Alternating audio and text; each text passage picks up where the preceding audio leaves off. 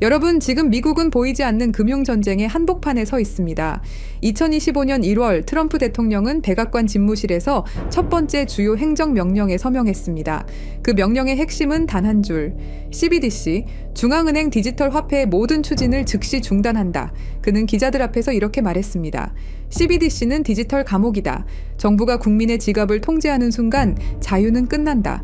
나는 절대 그런 사회를 허용하지 않겠다. 이 발언은 단순한 정치적 수사가 아니었습니다. 트럼프 행정부는 곧바로 CBDC 연구팀 해산, 예산 전면 삭감, 연준내 관련 부서 폐지라는 후속 조치까지 단행했습니다.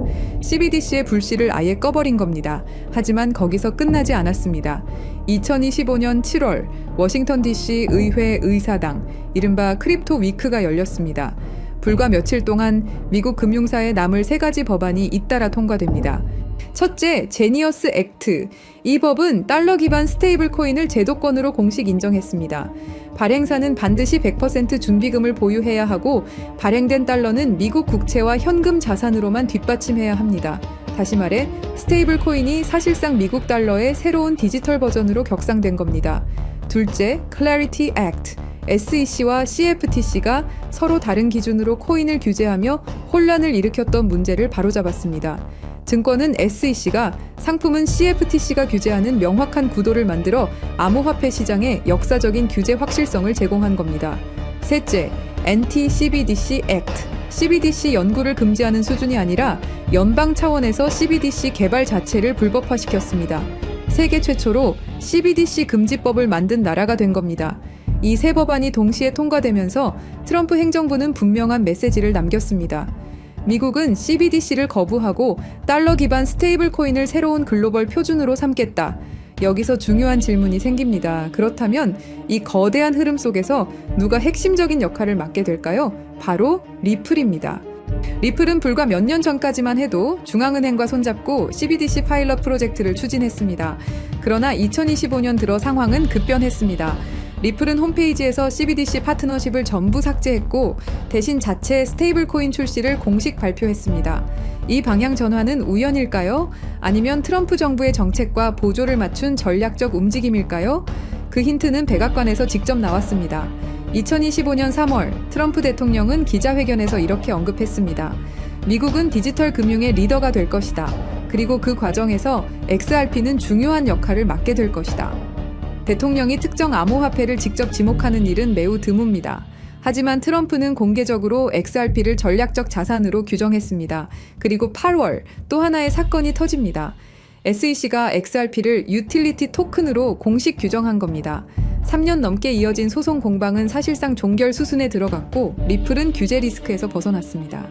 이 소식에 글로벌 금융사들이 움직이기 시작했습니다.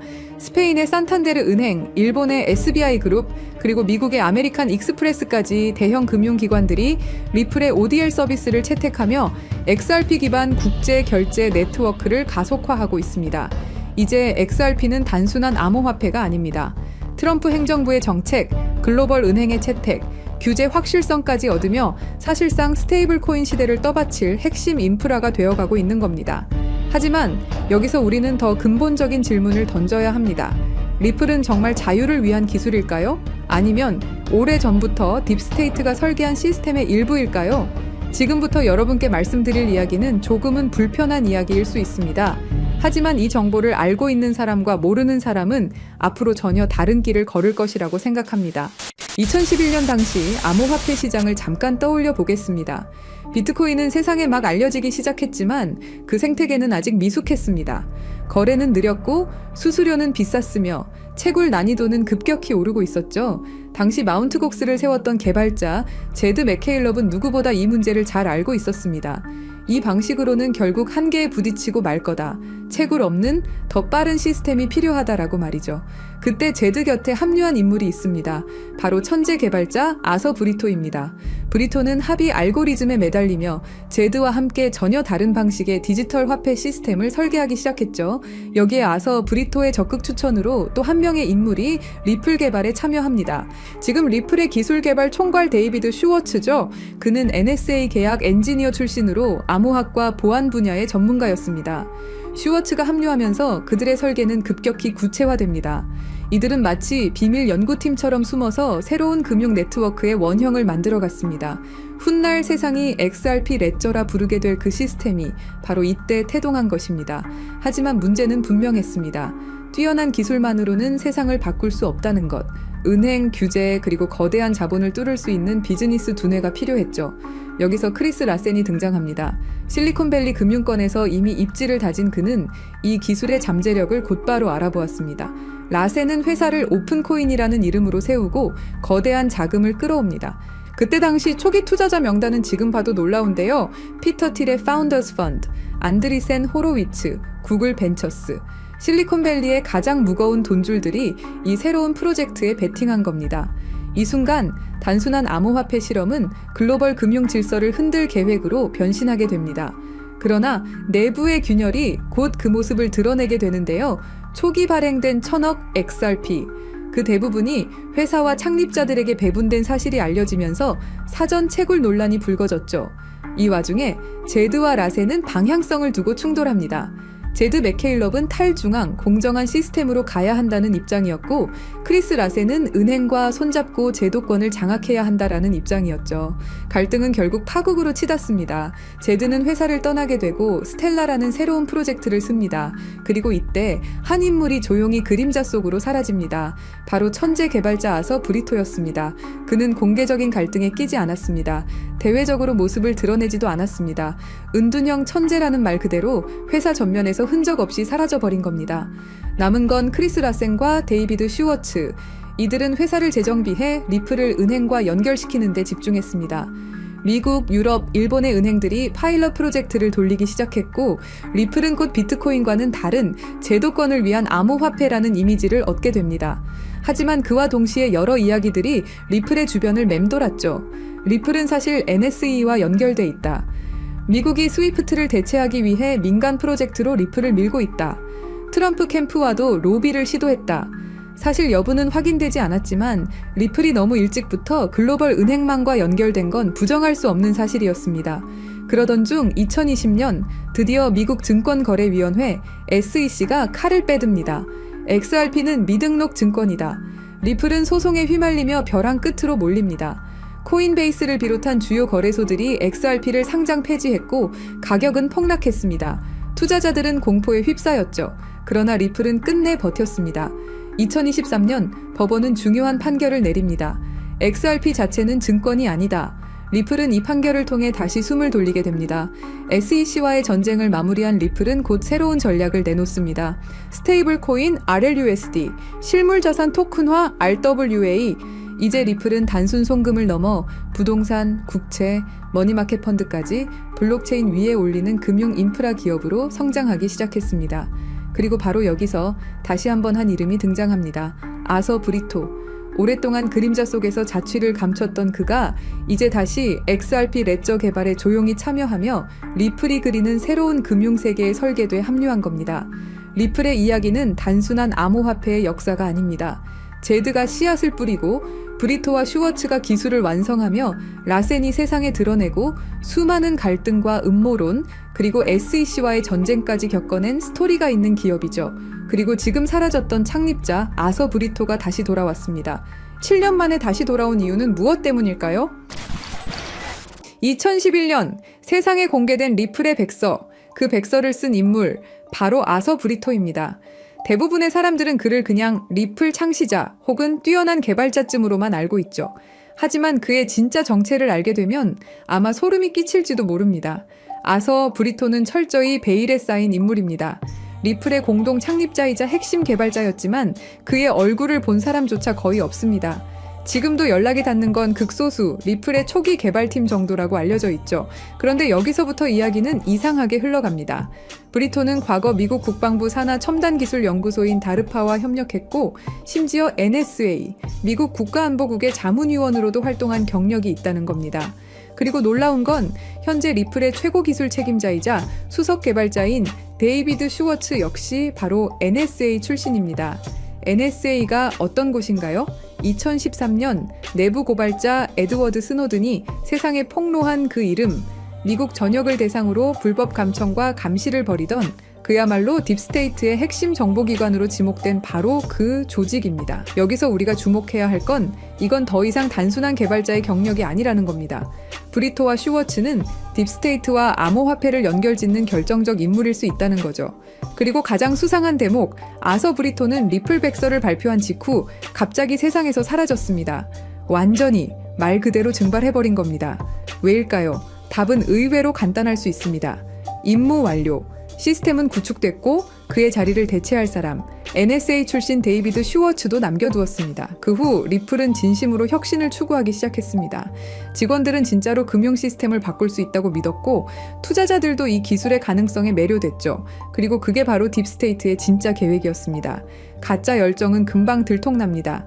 하지만 진짜 열정으로 만든 기술은 완벽한 도구가 됩니다. 의심할 수 없게 되니까요. 리플이 성공할수록, 더 많은 은행들이 채택할수록, 더 많은 사람들이 신뢰할수록 그들의 계획은 조용히 그러나 치밀하게 완성되어 가고 있었던 겁니다.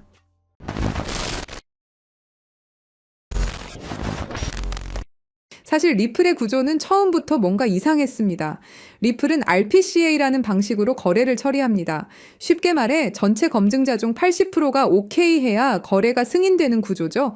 그런데 여기서 중요한 개념이 있습니다. 바로 UNL. 이게 무슨 말이냐면 믿을 수 있는 검증자 리스트를 따르는 구조라고 보시면 됩니다. 문제는 그 리스트를 누가 정하느냐는 거죠. 바로 기존 권력자들이 정합니다. 새로 들어오고 싶다면 허락을 받아야만 들어올 수 있습니다. 겉보기엔 마치 모두가 자유롭게 참여하는 개방된 시장 같지만 속을 들여다보면 결국 소수의 권력자들만 투표하는 시스템이죠. 국민 투표합니다 라고 해놓고 미리 짜인 대표들만 투표권을 갖고 있는 구조와 다를 바 없는 겁니다. 이 구조 자체가 딥스테이트가 설계한 통제 시스템일 가능성이 있다는 게 저의 생각입니다. 그리고 딥스테이트는 리플에게 계획적으로 시련을 주는데요. 바로 SEC의 소송이죠. 여기서 잘 한번 생각해 보시면 SEC는 수천 개가 넘는 코인들 중에 왜 하필 리플에게 소송을 걸었을까요? 이건 단순한 규제가 아니라 치밀하게 짜여진 스토리일지도 모릅니다.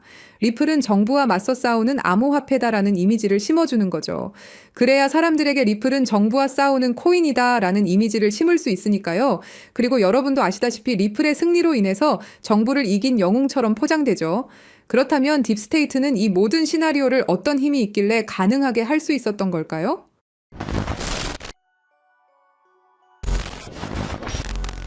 딥스테이트란 무엇일까요?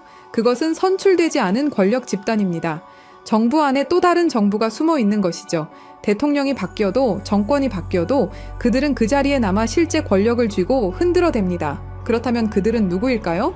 지금까지 딥스테이트로 거론되는 인물들은 크게 5가지로 분류됩니다. 첫째, 30년 넘게 정부에 몸담은 영구직 고위 관료들입니다. 둘째, CIA, NSA, FBI 등 정보기관의 실세들이 있죠. 셋째, 달러를 찍어내는 연방준비제도 이사회 임원들입니다. 넷째, 10조 달러를 움직이는 월스트리트 거대 자산운용사들이 있고요. 다섯째, 전쟁을 통해 이익을 얻는 군산복합체 경영진들이 있습니다. 이들의 공통점은 뭘까요? 정권이 바뀌어도 자리를 지키며 진짜 게임을 조종한다는 것입니다. 트럼프가 와도 바이든이 와도 다시 트럼프가 와도 그들은 여전히 그 자리에 있습니다.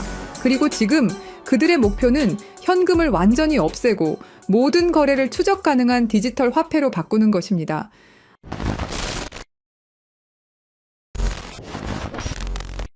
딥스테이트의 궁극적 목표는 현금을 완전히 없애고 모든 거래를 통제 가능한 디지털 화폐로 바꾸는 것입니다. 바로 CBDC 말이죠. CBDC가 왜 무서운지 설명드리자면 이건 단순한 디지털 화폐가 아닙니다. 디지털 감옥이라는 표현이 정확하죠. 모든 거래가 실시간으로 추적되고 정부가 마음대로 통제할 수 있습니다. 가장 무서운 건 프로그래머블 머니 기능입니다. 정부가 우리 돈에 직접 규칙을 심을 수 있다는 뜻인데요. 한국은행에서 실제로 공개한 예시를 보시면 CBDC를 사용할 경우 자녀 용돈 10만 원 중 2만 원은 오락비, 3만 원은 식비, 5만 원은 도서비로만 사용 가능하게 설정할 수 있다고 설명하죠. 예시는 부모가 자식에게 하는 거라고 하지만 이걸 국가와 국민으로 바꿔보면 어떨까요? 정부가 우리의 돈 사용처를 직접 정할 수도 있다라는 거죠. 일본 제품 사지 마라, 특정 지역에서만 써라, 3개월 후에는 자동으로 없어진다 같은 기능이 가능하다라는 겁니다. 상상만 해도 끔찍하죠. 그런데 이게 이미 현실이 된 곳이 있습니다. 바로 중국이죠. 중국의 사회신용 시스템은 10억 대의 CCTV로 실시간 감시하면서 구매 내역 하나하나로 점수를 매깁니다. 담배 사면 감점, 기저귀 사면 가점. 점수가 낮으면 기차표도 살 수 없죠. 실제로 2020년까지 490만 명이 항공여행 금지, 165만 명이 기차여행 금지를 당했습니다. CBDC가 도입된다면 이런 일이 전 세계로 확산될 것이 분명하고요. 그렇게 된다면 모든 거래 실시간 추적, 언제든 계좌 동결 가능, 사용처를 정부가 제한, 돈의 유통기한 설정, 개인 신용 점수에 따른 차별이 가능해지게 됩니다. 이게 딥스테이트가 100년 동안 꿈꿔온 완전 통제 사회죠.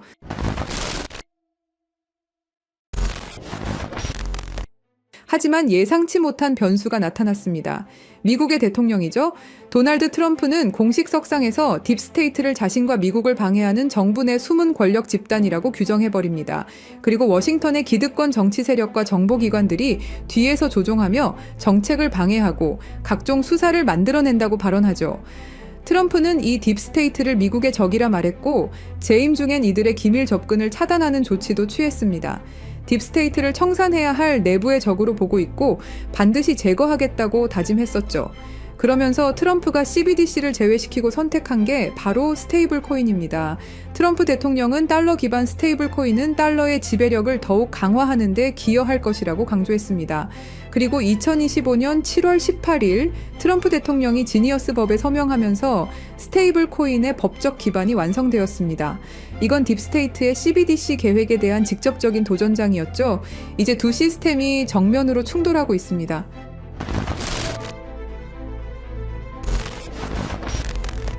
그래서 저희 팀은 지금 이 상황을 기회로 바꾸려고 합니다. 리플은 CBDC에 관련된 모든 프로젝트를 중단했고 공식 홈페이지에서 전면에 내세우던 CBDC 파트너십은 삭제됐죠.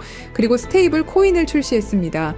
트럼프 정부의 반 CBDC 정책으로 인해서 딥스테이트의 계획은 당분간 조용히 때를 기다릴 것으로 예상됩니다.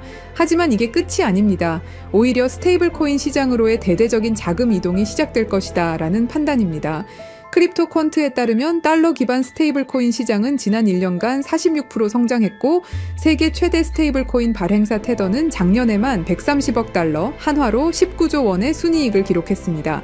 그리고 글로벌 투자은행 번스타인은 스테이블 코인 시장이 내년까지 5천억 달러에 도달할 것으로 전망했죠. 이건 지금 시장 대비 4배 이상의 성장을 의미합니다. 그렇다면 스테이블 코인 급성장 시 최대 수혜주는 어떻게 될까요? 여기서 핵심은 스테이블 코인이 폭발적으로 성장할 때 그 생태계를 뒷받침하는 다양한 인프라들이 함께 급등할 것이라는 점입니다. 주목해야 할 플레이어들은 정해져 있습니다. 직접적으로 보자면 서클, 테더, 월드리버티 파이낸셜이 있겠죠. 하지만 투자자 입장에서는 다른 관점을 생각해봐야 됩니다. 인프라 생태계, 여기가 진짜 핵심이라고 할 수 있습니다.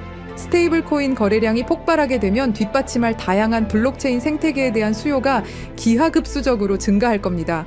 현재 주류 체인들로는 절대 감당할 수 없는 수준의 거래량이 몰려오겠죠.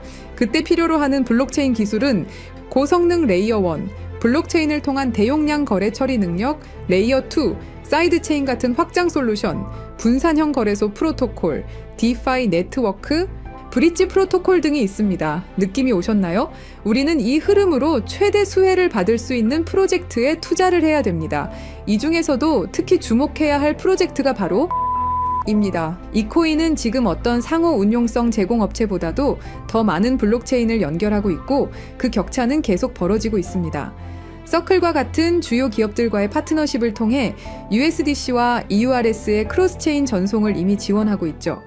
파이어블락의 데이터에 따르면 2024년 스테이블 코인은 플랫폼 거래량의 거의 절반을 차지했으며 전 세계 USDC와 USDT 거래량의 상당량이 이미 이 코인을 통해 라우팅되고 있습니다. 이 코인은 30개 이상의 주요 메이저 네트워크를 연결하고 연결된 체인의 수정이 필요 없다는 큰 장점이 있습니다. 전 세계 굵직한 은행 금융기관들과 파트너십은 당연한 이야기죠. 글로벌 블록체인 상호 운용성 시장은 연간 25%에서 30% 성장하여 2030년까지 수십억 달러 규모에 달할 것으로 예상됩니다. 스콧 베센트 재무장관이 공식적으로 언급한 수조 달러 규모의 미국 국채 수요는 스테이블 코인 담보로 들어갈 국채 수요를 의미합니다. 이건 단순한 예측이 아닌 미국 정부의 공식 계획이며 스테이블 코인 시장의 기하급수적 성장을 의미합니다. 결국 이것은 단순한 투자 기회를 넘어서 우리가 어떤 미래에 베팅할 것인가의 문제입니다. 딥스테이트의 완전 통제 시스템은 트럼프로 인해 긴 휴식기에 들어갈 겁니다. 스테이블 코인이 CBDC를 완전히 대체하는 시나리오에서 그 막대한 생태계를 구성하는 핵심 인프라 프로젝트들이 상상을 초월하는 성장을 보일 것은 분명하죠. 스테이블 코인 생태계의 폭발적 성장과 함께 이 코인이 어떤 역할을 할지 함께 지켜보면 좋겠습니다. 그래서 이 중요한 정보를 구독자 여러분께 공유해 드리려고 하는데요. 공유 드리기 전에 아직도 안 누르셨다면 구독과 좋아요로 저희 채널에 힘을 더해 주시길 부탁드리겠습니다. 그리고 이 정보가 정말 필요하다고 느끼는 분들은 설명란에 있는 네이버 폼에 신청을 남겨주시면 확인되는 분들부터 차례대로 직접 안내드리겠습니다. CBDC는 통제사회로 가는 지름길이고 개인의 금융 자유를 제한하는 프로젝트입니다. 우리는 어떻게든 막아내야 합니다. 끝까지 시청해주셔서 감사합니다.